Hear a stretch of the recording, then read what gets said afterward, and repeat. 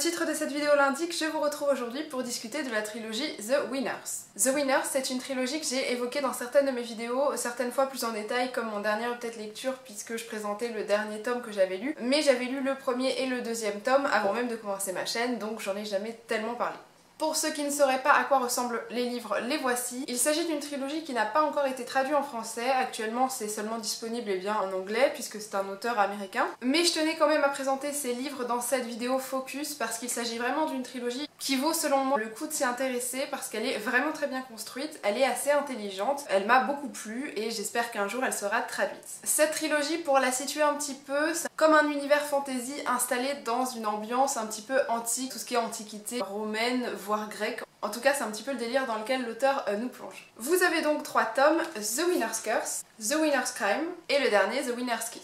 Pour vous faire un bref résumé, en tout cas une petite introduction de cette trilogie, dans ce premier tome, on vous présente un univers, comme je vous le disais, qui se rapproche un petit peu de l'Antiquité, c'est-à-dire que vous avez un empire qui a conquis pas mal d'autres pays, dont une petite péninsule qui est occupée depuis maintenant plusieurs années par cet empire-là. Nous, on ne suit pas directement l'empereur dans ce livre-là, mais en fait on va suivre le parcours d'un général, un général très connu de cet empereur, qui est l'un des plus gradés, l'un des plus primés, parce que c'est lui qui prend toutes les décisions stratégiques de cet empire. L'empereur a énormément confiance en lui, et ce général a une fille qui s'appelle Kesrel. Kesrel, elle a grandi sans sa mère, c'est son père le général qui l'a éduquée, il lui a appris beaucoup de choses, il lui a appris tout ce qui était stratégique. Kesrel a grandi avec tout ça, parce que lui il aimerait qu'elle prenne part à la vie de l'armée, parce que dans cet univers-là, toutes les personnes de cet empire-là, au-delà d'un certain âge, doivent prendre une décision, c'est-à-dire que soit ils se marient et vivent leur vie dans l'empire selon les règles de l'empire, soit ils prennent la décision de s'engager dans l'armée, dans l'empire, et ainsi de participer à l'expansion de ce dernier, à la conquête de nouveaux pays. Le général, lui, il aimerait que sa fille s'engage dans l'armée parce qu'il l'a élevée pour ça, que sa fille est suffisamment intelligente pour prendre part à toutes ces décisions-là et occuper une place purement stratégique et capitale dans l'évolution de cet empire. Kesrel, elle, en grandissant, elle a envie de faire aucun de ces deux choix parce qu'elle n'a pas envie d'être privée d'une ou de l'autre option. En tout cas, elle aimerait ne pas avoir de choix à faire parce qu'elle estime que c'est pas tout à fait juste de devoir choisir parmi un choix un petit peu restreint. Donc nous, on fait très rapidement la rencontre de Kesrel parce qu'en fait, le livre est diffusé selon 2 points de vue. Le premier étant celui de Kesrel, le deuxième étant celui d'Arin. Arin, c'est notre second personnage principal et lui, il est originaire de cette fameuse péninsule qui a été conquise par l'Empire. Il a grandi là et maintenant, puisque son pays a été conquis par un autre, il a été réduit à l'état d'esclave et il n'a plus vraiment de droits. Il est donc réduit au désir et aux volontés de toutes les personnes qui l'ont conquis. Un jour, Kesrel va prendre la décision d'aller se balader dans le marché qui est présent dans sa ville et elle ne sait trop pourquoi, elle va prendre la décision d'acheter un esclave et cet esclave, ça va être Arin. On va donc suivre le parcours de Kesrel et Arin puisque Arin va être, on va dire, l'esclave personnel de Kesrel. Il va se passer pas mal de choses, l'histoire va évidemment bien au-delà de ça, mais j'ai pas du tout envie de vous en dire plus parce que ce serait extrêmement dommage et que j'ai pas du tout envie de vous gâcher quoi que ce soit dans la découverte de toute cette trilogie. Alors pourquoi je décide de vous présenter un bouquin qui n'est malheureusement pas encore traduit en français? Tout simplement parce que, comme je vous l'ai dit, c'est une trilogie qui est extrêmement bien foutue. Il y a 2 choses qui la rendent vraiment exceptionnelle. Pour moi, ce sont à la fois les personnages qui sont extrêmement bien conçus et le cœur de cette trilogie qui est bien différent de toutes les trilogies ou en tout cas la plupart des livres jeunes adultes qu'on peut trouver aujourd'hui. Pour ce qui est des personnages, ce qui est extrêmement bien fait, c'est qu'ils ont beaucoup de profondeur. C'est-à-dire qu'en rencontrant Kesrel, vous ne serez pas seulement confronté à une personne très intelligente qui est prête à prendre pas mal de décisions difficiles, mais à un personnage beaucoup plus complexe que ça, qui va avoir des doutes évidemment, qui sera évidemment rongé de contradictions, qui aura beaucoup d'ambivalence au fur et à mesure de l'évolution de son personnage dans les 3 livres. Il en est de même pour Arin, c'est-à-dire que la relation entre ces 2 personnages, bien que certains passages puissent se deviner, reste quand même assez compliquée et la relation est parfois très ambivalente. Vous avez des sentiments qui peuvent être extrêmement ambivalents également envers ces 2 personnages, mais ils sont très bien fichus, c'est-à-dire que tout n'est pas prévisible. Vous avez vraiment l'impression d'avoir des personnages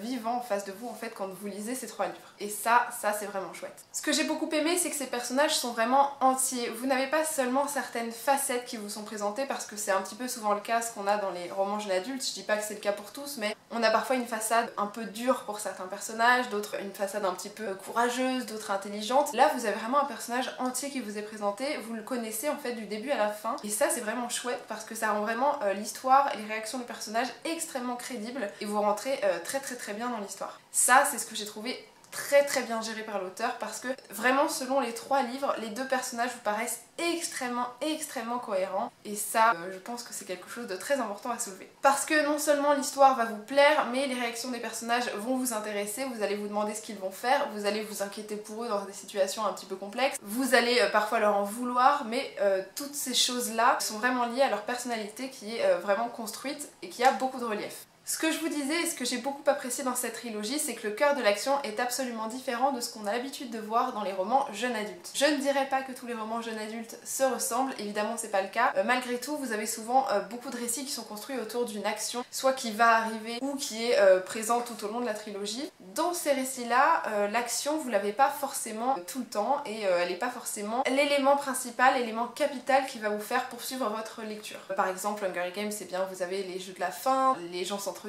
Ici, on a vraiment affaire à un roman qui nous propose beaucoup de stratégie, beaucoup de complots. L'intrigue est très intelligente, c'est-à-dire que vous allez un petit peu essayer de résoudre parfois certaines énigmes. Vous allez vous retrouver piégé en fait dans des tas de complots qui sont mis en place bien par différents personnages, par l'histoire en elle-même. Et ça, j'ai trouvé ça génial, parce qu'on n'avait pas forcément besoin d'une action omniprésente pour être captivé par l'histoire et vouloir connaître en fait la suite, tous les rebondissements qui pouvaient avoir lieu. C'est ce que je trouve génial, parce que c'est là où cette trilogie se détache un petit peu du reste, un petit peu comme un autre roman que j'ai beaucoup aimé qui s'appelle The Kiss of Deception. Vous avez une mise en place d'un univers qui est très bien fichu, vous avez un univers très concret, très crédible, et là-dedans se mettent en place des stratégies, des complots, des intrigues très détaillées qui vont vous paraître en fait extrêmement crédibles et pour lesquelles vous allez avoir un vrai intérêt, comme vous l'auriez peut-être eu pour une scène d'action imminente, comme dans la plupart des livres jeunes adultes. Ici c'est pas forcément le cas, évidemment ces scènes stratégiques mènent toujours à un petit peu d'action, mais c'est pas le cœur de l'intrigue et c'est pas forcément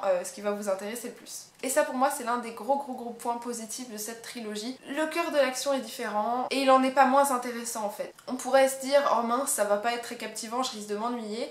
Honnêtement moi je me suis jamais fait chier au cours des 3 livres. Le dernier élément que j'ai énormément apprécié dans cette trilogie, c'est le réalisme qui est mis en place par l'auteur. Comme vous le savez, j'adore les univers très immersifs, c'est-à-dire que l'auteur met en place des tas d'éléments qui font qu'on va rentrer dans son univers, qu'il sera très crédible, très construit, très défini. J'adore ce type d'univers parce que je m'y plonge vraiment. Pour moi, c'est l'une des clés en fait pour que je rentre dedans. Un petit peu comme l'a fait J.K. Rowling avec Harry Potter en construisant des tas de détails qu'on entend peut-être très peu dans les livres, mais qui font partie intégrante de l'univers, comme l'a fait Ransom Riggs avec Miss Peregrine et les enfants particuliers, en incluant des tas de détails qui rendent son univers presque réaliste, en tout cas presque crédible à nos yeux maintenant. C'est un petit peu ce qu'a fait Mary Rutkowski ici dans ses livres. Elle nous a présenté un empire, ses règles, ses enjeux, le pays, la péninsule que cet empire a conquis, toute la culture en fait qui existe selon ces deux pays, l'empire qui est arrivé et l'ancien pays qui a été dominé. Vous avez des tas de choses qui sont présentées par l'auteur, des jeux, une histoire, une forme de politique, en fait tout ça est mis en place. Tout ça est même très bien mis en place pour vous faire entrer dans l'histoire et pour rendre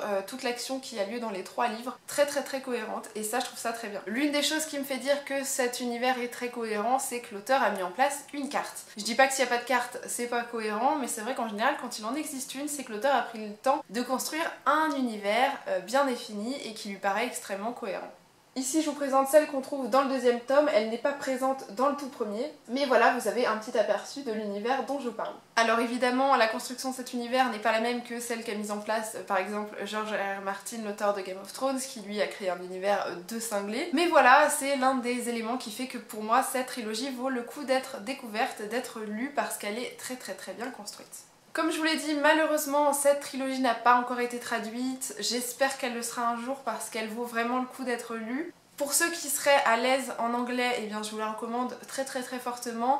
Pour ce qui est du niveau à avoir, je dirais que c'est un niveau intermédiaire à compliqué parce que vous avez quand même certains termes de vocabulaire qui peuvent être un petit peu difficiles à mettre en place, en tout cas à comprendre parce que vous avez pas mal de langage militaire, de langage stratégique, certains types de mots qui remontent un petit peu à l'Antiquité, alors c'est pas du latin hein, mais je veux dire c'est tout cet univers là aussi qui existe. Après si on enlève ces éléments là, je dirais que c'est un niveau intermédiaire mais quand même un petit peu confirmé. J'espère que cette vidéo n'aura pas été trop inintéressante parce que c'est vrai que c'est pas une trilogie dont on entend beaucoup parler sur la sphère française. Mais bon après je ne connais pas du tout le booktube France donc là je m'avance un petit peu. En tout cas j'espère que ça vous aura plu. En attendant je vous dis à très bientôt, je vous fais d'énormes bisous et je vous remercie encore et toujours pour me suivre toujours plus nombreux sur cette chaîne. On a dépassé les 1000 abonnés et je trouve ça assez ouf. Je m'attendais pas à ce qu'on soit autant là-dessus donc merci de me faire confiance et de continuer à me suivre, ça me fait très plaisir.